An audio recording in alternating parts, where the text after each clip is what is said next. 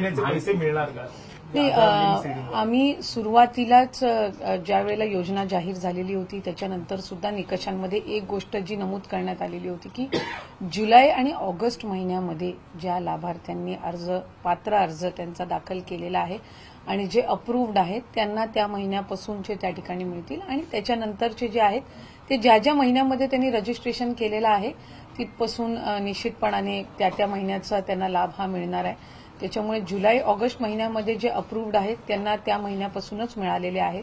आत्ताही त्यांच्यापैकी जर आधार सीडिंगमुळे कोण असेल तर त्यांना जुलै ऑगस्ट पासून म्हणजे त्या ह्याच्यापासूनच लाभ मिळणार आहे. माहितीनं आश्वासन दिलं होतं की जो लाडक्या बहिणीचा हप्ता आहे तो वाढवला जाईल, 21 पर्यंत केला जाईल. त्या संदर्भात काही नियोजन आहे, कधीपासून सुरू केलं जाईल? राज्याचे मुख्यमंत्री आदरणीय देवेंद्र फडणवीस साहेबांनी ज्यावेळेला पहिली पत्रकार परिषद घेतली त्याच वेळेला त्यांनी त्या संदर्भातली जी महायुतीच्या सरकारची भूमिका आहे ती त्या ठिकाणी स्पष्ट केली.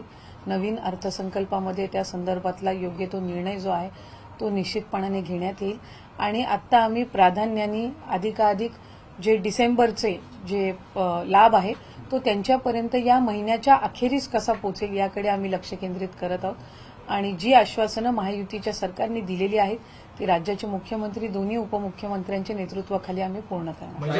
आणखी 3 महिने वाट बघावी लागणार अशा प्रकारचं एक सांगितलं जातं, चर्चा होती की हे निकष जे आहेत ते कडकपणे केले जातील, अनेक महिला यामधून गाळल्या जातील, संख्या कमी होईल, अशा प्रकारची चर्चा आहे. काय स्पष्टीकरण? ह्या ज्या सगळ्या चर्चा आहेत ते गेल्या अनेक दिवसांपासून वेगवेगळ्या माध्यमातून आम्हालाही ऐकायला मिळत आहेत, पण कागदोपत्रावर किंवा लेखी कुठल्याही शासन निर्णयामध्ये कुठलाही बदल निकषांमध्ये करण्यात आलेला नाहीये.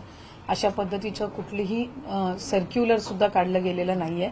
आम्ही त्याही वेळेला एक गोष्टीची स्पष्टता दिली होती की जी काही फेर तपासणी असेल किंवा त्या गोष्टी असतील या कंप्लेंट बेस्ड राहतील. त्याच्यामुळे आत्ताही उदाहरणार्थ आम्ही ज्यावेळेला ऑगस्ट किंवा ऑक्टोबर महिन्यामध्ये ज्यावेळेला डीबीटी केलेलं होतं, डीबीटी करत असताना काही ठिकाणी अशा कंप्लेंट झालेल्या होत्या की एकाच व्यक्तीने 19 अकाउंट्स किंवा असे काही हे करून केलेलं आहे, काही एकाच आधार कार्डवर बरेच फॉर्म्स भरले गेलेले आहेत. त्याही वेळेला त्या संदर्भातली ज्या ज्या वेळेला निदर्शनास आली त्या वेळेला ती योग्य कारवाई केलेली आहे. आत्ताही कंप्लेंट बेस्ड ज्या ज्या वेळेला येतील तेव्हा त्याचं क्रॉस व्हेरिफिकेशन केलं जाईल आणि जी काही त्या संदर्भातली योग्य कारवाई आहे ती केली जाईल. राहिलेल्या महिलांना पुन्हा अर्ज करता येणार आहे का? नाही, त्या संदर्भातला अद्याप तरी निर्णय हा घेतला गेलेला नाहीये. आम्ही शेवटची अर्ज दाखल करण्याची जी मुदत आहे ती साधारणपणे 15 ऑक्टोबरपर्यंतची होती आणि बाय अँड लार्ज जर आम्ही बघितलं तर 2.5 कोटीपेक्षा जास्ती रजिस्ट्रेशन आज आमच्याकडे झालेलं आहे. म्हणजे विभाग म्हणून जो एक साधारणपणे अंदाज योजना आम्ही राबवत असताना किंवा आणताना जो एक ठेवला होता त्यानुसार रजिस्ट्रेशन जी आहे त्या ऑलमोस्ट 99% आपण त्याच्यापर्यंत पोहोचलेलो आहोत. त्यामुळे पुढे रजिस्ट्रेशनची मुदत द्यायची नाही द्यायची हा जो सगळा निर्णय हा मंत्रिमंडळाच्या बैठकीत होईल. मंत्री तर झालेला आहात पण आता पालकमंत्री कधीपर्यंत होणार आहे? रायगड वाढते त्या संदर्भातला योग्य जो निर्णय ते आमचे जे तिन्ही नेते आहेत ते घेतील.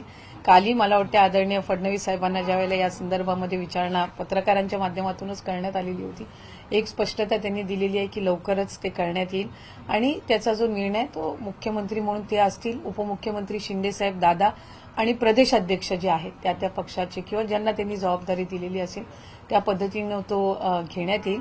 मंत्री म्हणून आम्ही सगळ्यांनीच बहुतांशी जणांनी आज किंवा कालमध्ये पदभार हा स्वीकारलेला आहे. त्यामुळे विभागाची जबाबदारी जी काही आम्हाला पार पाडायची त्याची सुरुवात झालेली आहे.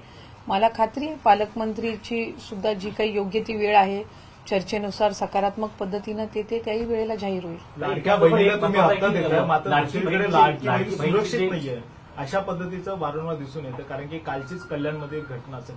या सगळ्या संदर्भामध्ये तुमचं पुढचं पाऊल काय असणार आहे? नाही, साधारणपणे आम्ही सुद्धा महिला व बाल विकास विभाग म्हणून गृह विभागासोबत तो राज्याच्या मुख्यमंत्री फडणवीस साहेबांकडेच आहे. अधिकाधिक कोऑर्डिनेशननी काय त्या संदर्भामध्ये महिलांच्या सुरक्षतेच्या दृष्टिकोनातून करता येईल ती योग्य ती पावलं निश्चितपणाने उचलू. कल्याणची जर केस आहे तर त्या संदर्भात मी सुद्धा तिथले जे संबंधित अधिकारी आहेत त्यांच्यासोबत त्या संदर्भातली माझी सुद्धा चर्चा झाली. मी सुद्धा त्या संदर्भातली प्राथमिक माहिती घेतली.